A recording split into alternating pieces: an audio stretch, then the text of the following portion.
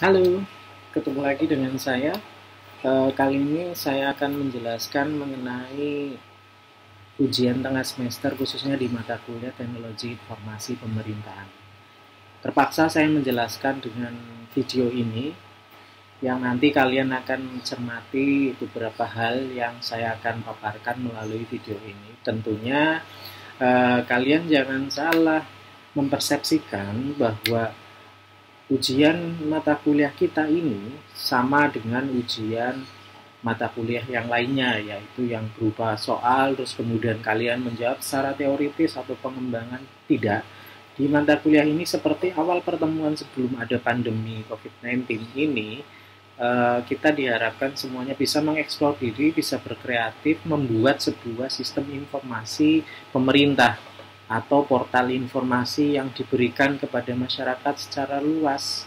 Nah, beberapa hari yang lalu memang ada mahasiswa yang berusaha mengkomunikasikan, Pak, bagaimana cara teknis ujiannya, Pak, bagaimana eh, cara mengerjakannya.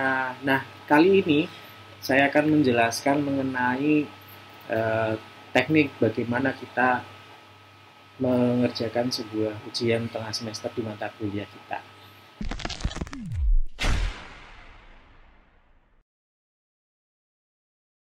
Kalian yang ada di tampilan kalian ini merupakan salah satu contoh website desa atau yang disebutkan portal informasi bagi masyarakat desa di Sekertaji. Kebetulan objeknya adalah Desa Sekertaji di Kabupaten Glungkung, Provinsi Denpasar, Bali. Nah, saya sebelum membuat sebuah website, tentunya kalian ingat kembali yang materi saya yang sebelumnya. Ada 3 komponen dalam membuat sebuah website. Yang pertama, konsepnya adalah government to people, artinya konsep ini atau konsep website ini hanya memberikan sebuah informasi dan layanan bagi masyarakatnya atau masyarakat di sebuah desa tersebut. Nah, layanannya apa saja? Layanan administrasi, ya. Nah, seperti ini nih, surat online, ya, coba kita lihat, cek. Nah, ini merupakan jenis layanan, ya. Jenis layanan yang diberikan oleh sebuah desa Sekartaji. Nah, tapi saya tidak akan mengajak ke sana karena itu tahapannya nanti setelah UTS kita lalui, saya akan memberikan materi tersebut. Nah, yang kedua tadi yang selain dari layanan adalah informasi. Nah, contohnya beberapa tempo yang lalu saya sudah memberikan tutorial bagaimana cara memposting sebuah berita atau sebuah informasi di dalam sebuah website. Nah, tampilannya seperti ini.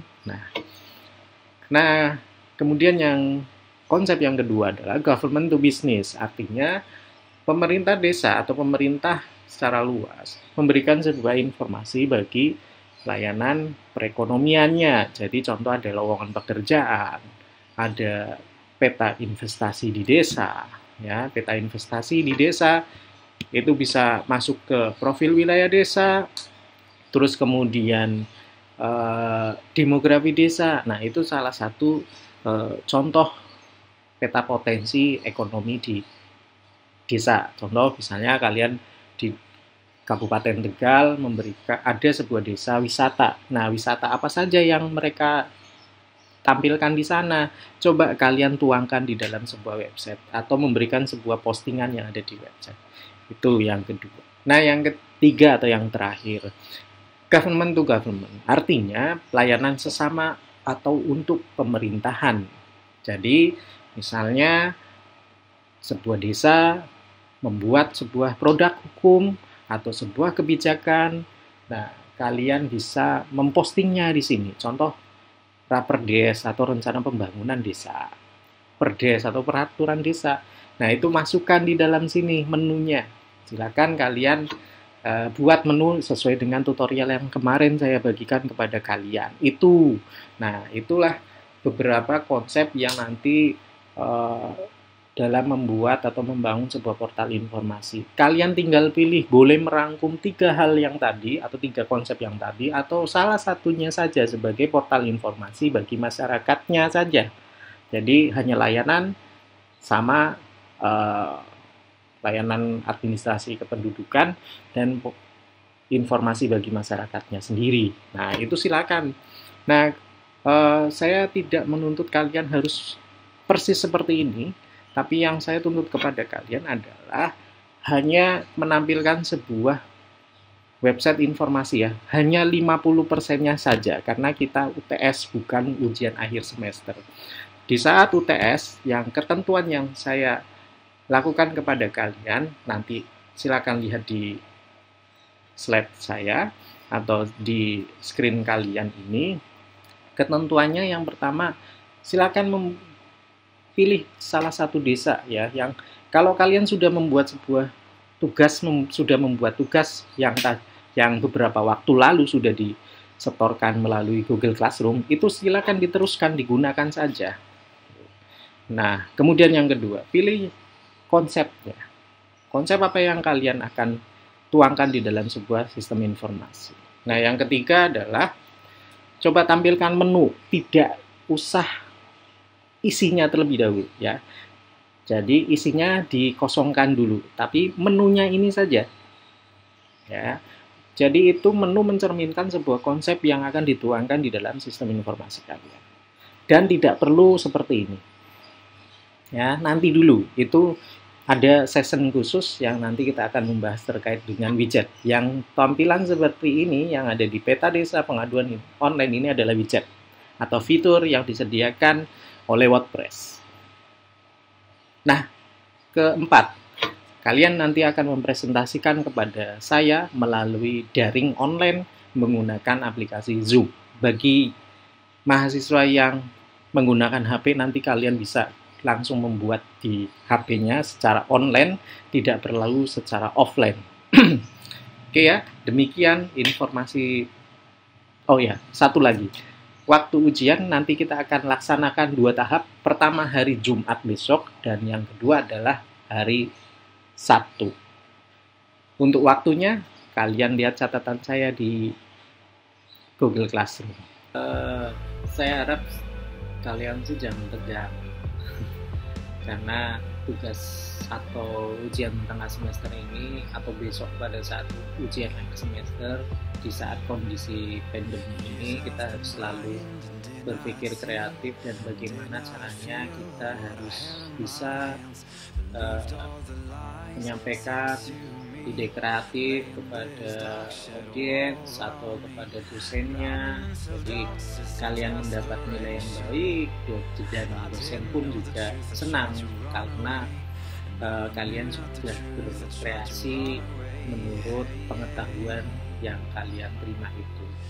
Nah, memang di saat kondisi ini memang beberapa dosen itu banyak aplikasi, banyak learning management sistemnya yang digunakan oleh mereka, dan semuanya pasti akan bermacam-macam. Dan memang khusus mata kuliah saya ini menggunakan Google Classroom ini, saya tidak menentukan jam harus berapa kalian harus on time di online menghadap komputer atau membuka smartphone kalian. Saya tidak menuntut itu sesuai dengan jadwal perkuliahan. Yang penting kalian bisa mengakses dengan materi saya anytime, kapanpun bisa juga kalian manfaatkan. Dan bila ada sesuatu materi yang saya share, coba kalian praktekkannya. Jangan menjawab di Google Classroom, baik Pak, siap Pak.